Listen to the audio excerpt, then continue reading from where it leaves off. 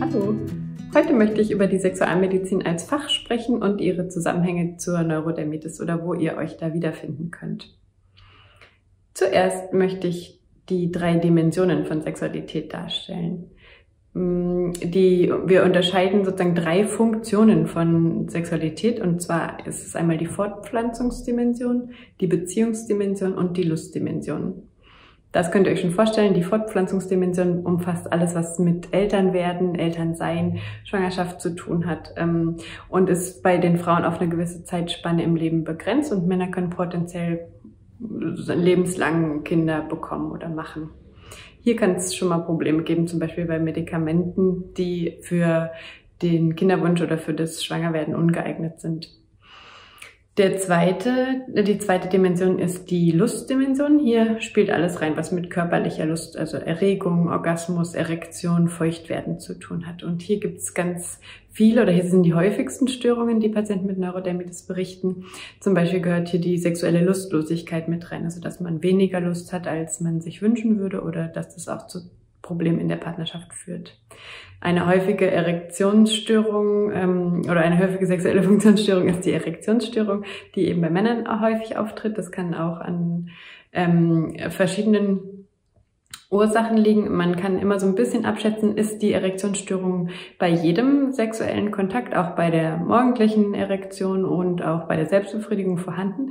Dann könnte man eher sagen, das hat eine körperliche Ursache.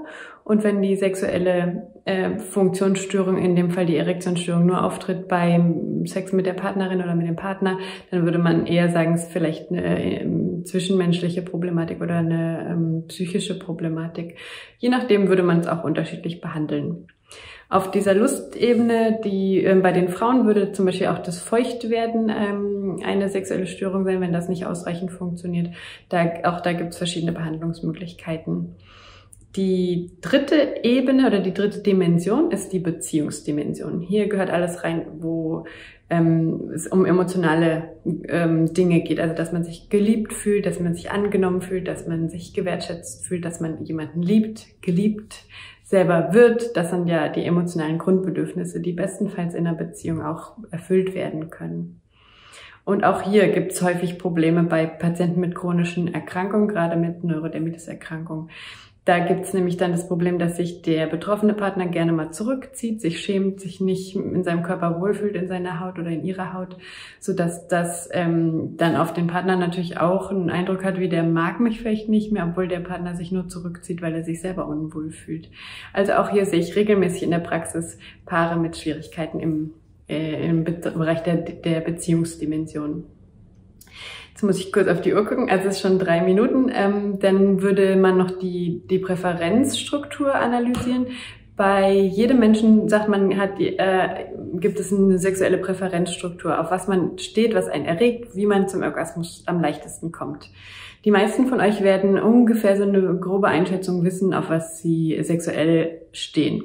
Da kann man aber so ein kleines Gedankenexperiment machen, um sich selber so ein bisschen kennenzulernen, im Sinne von, wenn ihr an die letzte Selbstbefriedigung denkt, die nicht mit Bildern, also nicht mit Pornos, nicht mit Videos, nicht mit Fotos oder mit Text, einfach nur, was in der Fantasie vorgekommen ist, und der Punkt, wo ihr den Orgasmus nicht mehr zurückhalten konntet, den Point of No Return. An diesem Punkt, was habt ihr euch da vorgestellt? War das eine Frau, ein Mann, jemand, oder mehrere Personen? Dann würde man davon abhängig, sagen, man ist eben homosexuell, bisexuell oder heterosexuell orientiert. Dann würde man schauen, wie alt ist das Gegenüber, wenn es eins gab.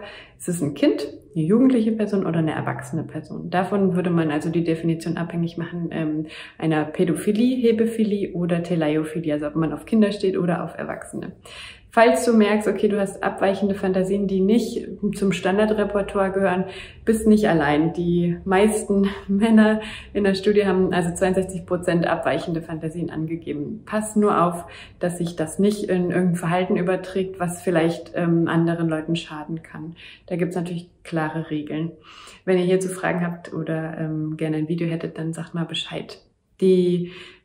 Der nächste Punkt auf der Liste wäre bei der sexuellen Präferenzstruktur die Art und Weise dessen, was da passiert. Also kurz bevor du zum Orgasmus kommst, was stellst du dir da vor? Ist es ein vaginaler Verkehr Standard oder ist es ein analer Verkehr oder Oralverkehr mit der Hand?